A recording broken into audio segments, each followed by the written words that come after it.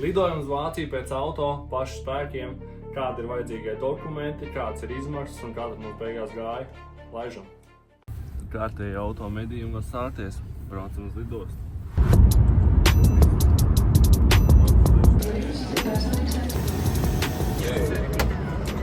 Esam lidmašīnā līdz Minhenai 2 stundas. Centīsimies aizmigt, jo cēlāmies jau 3.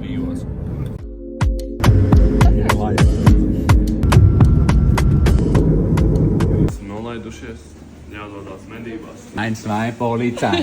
1, Tad nu esam klāt pie auto un šoreiz esam noskatījuši šo Citroen. Kas te ir vajadzīgs dokumentācijai? Briefs un shines, tie ir šie 2 dokumenti. Un tad jūs ar pārdevēju uztaisat kalpetrā, kas ir līgums par pirkšanu. Tas izstādās šādā formātā, viņam droši vien būs uz vietas. Viņš mums palīdzēs viņu aizpildīt. Nākamais solis jau ir braukt pēc numuriem ar kalpetrāgu un visiem dokumentiem. Un jums uztaisīs dzeltenos numurus. Esam dabūjuši numurus, aizjam pēc mašīnas un braucam mājās.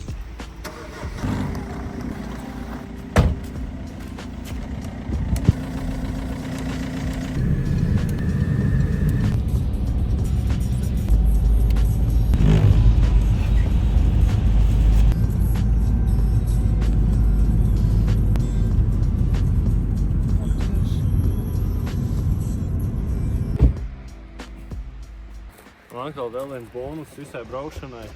Kā var pabraukt, ja šāds viss ir autobāns. Pa autobāņu jāroc uz 70, 60 un tā ir 3 kājas. Viss pilnībā sasals. Tas vēl viens bonus.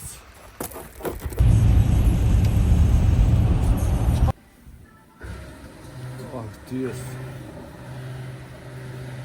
Kaut kādi 2 pa nakti. Tikko tikai iebraucām Polijā, viss ceļš ir ledains, jābrauc uz 70. Kārtējā reize pierādās. Tur ir bonus sistēma ieslēgusies šiem visam ceļam. Un notiek vēl lēnāks brauciens nekā ar evakuātoru, jo ir pilnīgi slikti laikapstākļi un nevar pabraukt. Un, protams, riepas arī nav tās spožākās.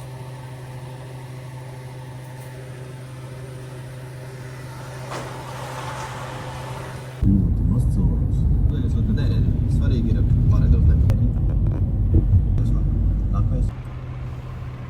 Esmu netālu no Vāršavas, laiks nedaudz noskaidrojās, vairāk nav slapšs lietus, tagad ir totāli mīnusi, tad kaut -10, tas ir labāk nekā -1, jo tad nav tik slīdens ceļš, braucam tālāk, un viss. Un viss. Un viss.